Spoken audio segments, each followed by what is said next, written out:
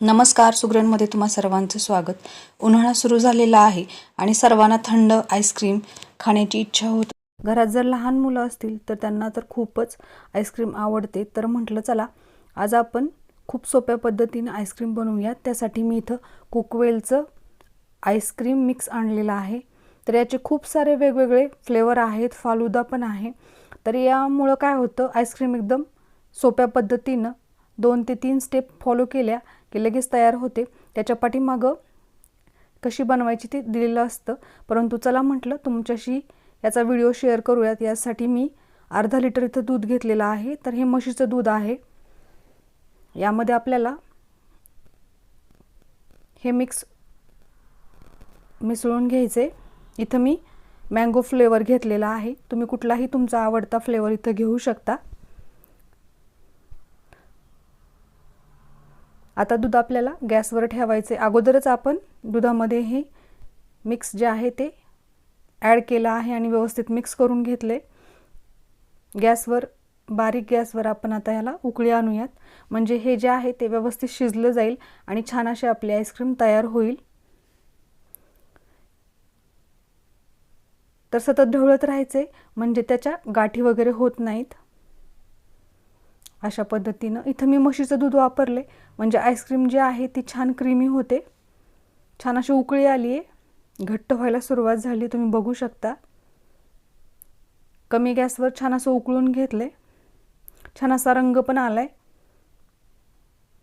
आता आपण गॅस बंद करूयात आणि खाली घेतल्यानंतर हे छान असं नॉर्मल टेम्परेचरला आलेलं आहे. तर आता मी एका बाउलमध्ये हे काढून घेते, कारण आता आपल्याला याला डीप फ्रीज करायचं आहे. तर सर्व या बाउलमध्ये काढून घेऊयात. याला आपल्याला रॅप करायचे. तुमच्याकडे रॅप पेपर नसेल तर तुम्ही एखादी कॅरी बॅग वगैरे सुद्धा इथं वापरू शकता. तर टोपण लावून आता आपल्याला याला डीप फ्रीजमध्ये ठेवायचे. तर हे मी सकाळी 8 वाजता डीप फ्रीजमध्ये ठेवलं होतं. संध्याकाळी 8 वाजलेले आहेत. तर छान असं सेट झालेलं आहे. आता आपल्याला काय करायचे, याला बीटरने बीट करून घ्यायचे. तुमच्याकडे जर बीटर नसेल तर तुम्ही मिक्सरमध्ये सुद्धा हे फिरवून घेऊ शकता. मी बीटरच्या सहाय्याने छान असं क्रीमी होईपर्यंत बीट करून घेते. तुम्ही बघू शकता. आईस्क्रीम बनवताना स्टेप बाय स्टेप ती बनवली की अगदी जशी आपण आईस्क्रीम पार्लरमध्ये खातो तशी बनली जाते. तर इथे तुम्ही बघू शकता छान असं क्रीमी व्हायला सुरुवात झालेली आहे. थोडासा वेळ लागतो बीट करण्यासाठी आणि थोडंसं जास्त पण होतं. तुम्ही बघू शकता. आता हा पूर्ण बाउल गच्च भरलेला आहे. ज्यावेळेस आपण बीट करायला घेतलं त्यावेळेस ते कमी होतं, परंतु आता बीट केल्यानंतर छान असं ते फ्लफी झालेलं आहे.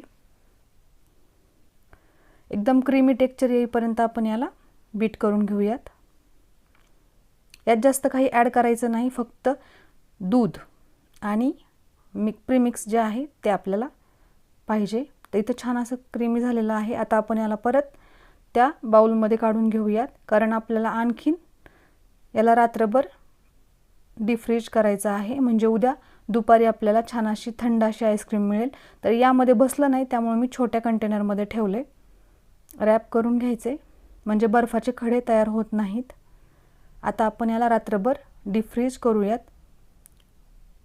दुपारी ऊन पडलेलं आहे. मुलांना खूप अशी आईस्क्रीम खाण्याची इच्छा झाली. म्हटलं चला तुमच्याशी व्हिडिओ पण शेअर करूयात आणि मुलांची इच्छाही पूर्ण करूयात. त्यांना पण थंडगार अशी आईस्क्रीम खायची होती.